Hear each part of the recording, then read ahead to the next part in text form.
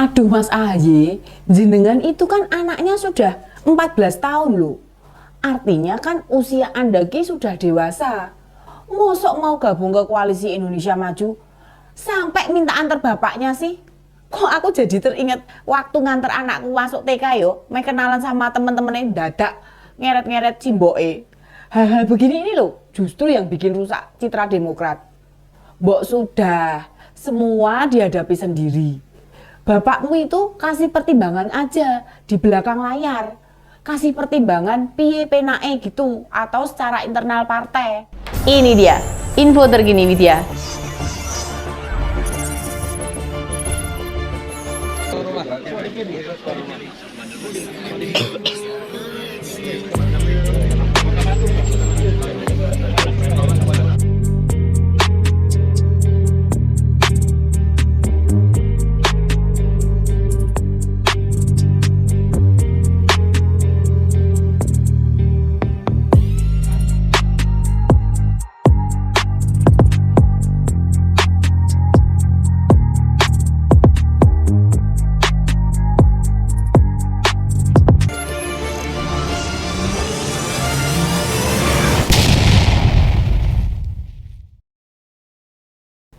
Jangan dikira ngajak-ngajak Pak BY yang Presiden ke-6 Indonesia jadi menguntungkan Demokrat. Keliru. Mikirnya begitu itu keliru. Mau tahu akibat berombongan nemui Pak Prabowo di Hambalang?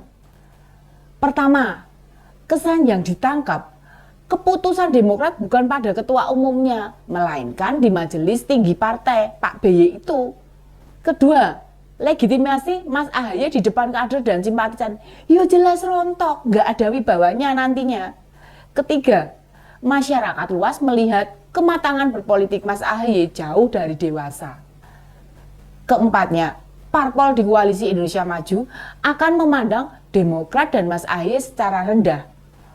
Apa konsekuensinya di pemilu ke depan? Jangankan ikut berkontribusi dalam pemenangan Pilpres atau nambah kursi di DPR, lah nambah suara untuk Demokrat aja bakal berat. Nek nggak percaya, ayo taruhan biye makan rujak lomboke 20 sama saya. Nek kalah, dia yang makan rujaknya. Piye Mas?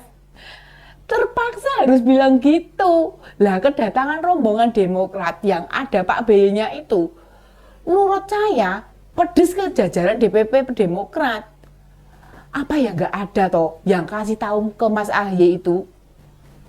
Masih muda, energik, jabatan ketua umum, kok ia melakukan manuver politik ngajak bapake?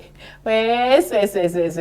Nek masih jadian gitu, main umpet aja toh yo. Jangan main politik, ngisin-ngisini. Sebenarnya agak aneh loh, ngelihat Dewan Suro, Majelis Suronya, Dewan Penasihat atau Pertimbangan Partai, atau apapun lah namanya, yang masih ikut-ikutan dengan manuver ketua umum sebuah partai. Mereka itu kan semacam badan atau institusi internal partai yang ngasih masukan, analisis, ataupun pertimbangan pada jajaran DPP sebuah partai. Keputusan ya tetap di tangan pengurus DPP. Ini juga Pak SBY ngapain mau ikut-ikutan? Mau aja diajak ke Hambalang, nemui Pak Prabowo di sana. Kalau pertemuan itu antara Pak SBY dengan Pak Prabowo, disertai anggota Dewan Penasihat, atau kalau di Demokrat namanya Majelis Tinggi Partai, ya silahkan saja. Tapi ini bareng bersama jajaran struktural DPP. Ini jadi negatif loh. Kesannya Mas Ahaye rawani. Atau Pak SBY yang memaksakan untuk ikut. Ora percaya nek anake wani. Coba bisa disebut. Dalam rangka koalisi antar partai, mana ya Dewan Penasihatnya ikut-ikutan? Ya nggak ada, hanya Demokrat aja yang seperti itu.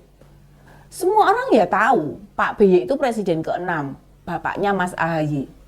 Tapi kan datang ke Gerindra itu urusannya DPP, urusannya partai.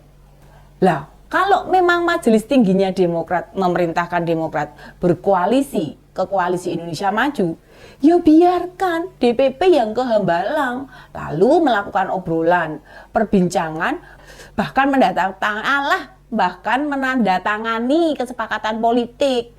Malu pelu pegel aku sama Mas Ahaye ini. Ngapain mesti ikut-ikutan datang? Sudah gitu, orang-orang lawasan yang sudah waktunya istirahat, waktunya pensiun, melu jedul. Ada Pak Hatta Rajasa, ada Pak Wiranto, ada Pak Agung Gumelar, dan lainnya. Oke lah, kita semua tahu, para sesepuh itu kan usianya sama Pak Prabowo. Istilahnya, konco dolanan layangan. Ini bukan sedang reuni, ini bukan acara halal bihalal juga. Ini bukan pertemuan alumni juga. Sehingga tidak ada kepentingan yang krusial dengan hadirnya mereka. Coba dinilai saja. Memangnya dampaknya apa kalau Pak Prabowo ada di situ?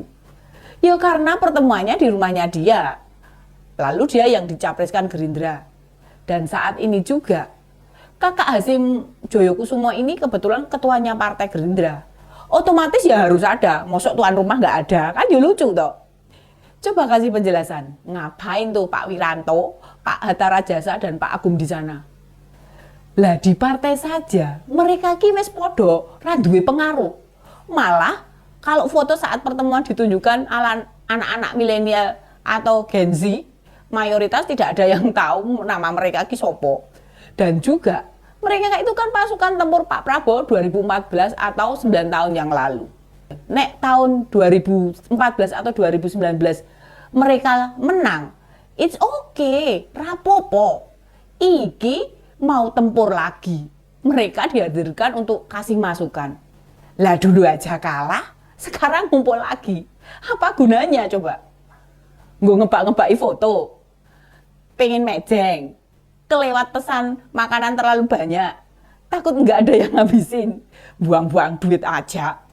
Saat ini partai politik dituntut makin terengginas, makin lincah, manajemen juga makin profesional. Nek para legend veteran itu hadir, ada, mereka mau ngapain coba? Disuguhi beragam makanan, ya wis ora gelem, nggak mau. Makanan yang paling sudah dijauhi, berkurang, takut kolesterolnya naik. Pantangannya juga banyak. Mending aja ngajak kader atau simpatisan yang masuk yang banyak, atau ngajak milenial, tim-tim milenial itu iso rame-rame teriak yel-yelnya, masih semangat mereka itu. Lah kalau para lansia yang di situ disuruh ngapain? Duduk 2-4 jam. Apa ya masih kuat? Encoknya kamu tanggungan loh. Nek sudah lama dikit, lama-lama ngantuk, kesel, atau buat bahas hal serius dikit, kepalanya wis pusing, wis pokoknya aneh-aneh lah, dan banyak alasan. Idealnya sih biar dibicarakan oleh yang muda-muda saja, yang masih semangat. Lah, tenang toh, nek viral di media tokoh-tokoh itu yang dimunculkan, lah yuk rakyat mikir, ngapain mereka turun lagi? Sudah ada yang bilang, SBY turun gunung siap bantu memenangkan Prabowo jadi presiden. Lah opo iyo? Carane piye? 2014 dan 2019 Demokrat kan yo dukung Pak Prabowo. Menang gak pas 2 pilpres itu? Kan kalah. Tidak ada bukti jika mereka hadir suaranya bakal naik. Kan mereka itu sudah pensiun lama.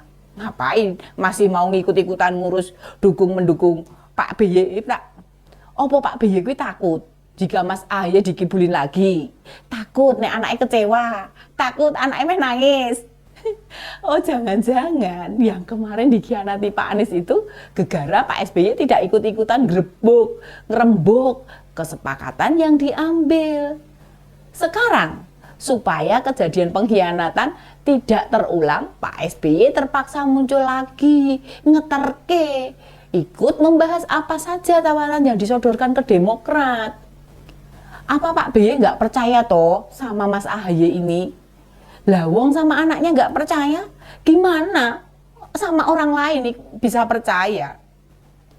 Wes, intine melune Pak BY ke Hambalang kemarin itu jelas kesalahan yang cukup signifikan, yang membuat potensi kasus yang sama terulang. Apa itu? Dikhianati, makanya diajaklah Pak BY. Pastinya Pak BY nggak mikir, pertemuan itu malah membuat malu Mas Ahaye. Dikira seneng pradul, mengadu, laporan. Bila benar begitu, ya Mas Ahaye tandanya belum layak jadi ketua umum, belum bisa menjalankan organisasi mandiri dari orang tuanya. Semua ngekor ke bapaknya. Mungkin kemarin waktu runtang-runtung sama Pak Anies dikiranya tidak bakal ditipu. Ternyata jreng, kluthuk mlebu kotak. Demikian info terkini Widya, sampai ketemu lagi di Ini Dia, info terkini Widya berikutnya. Salam cerdas. Ini dia info terkini Widya.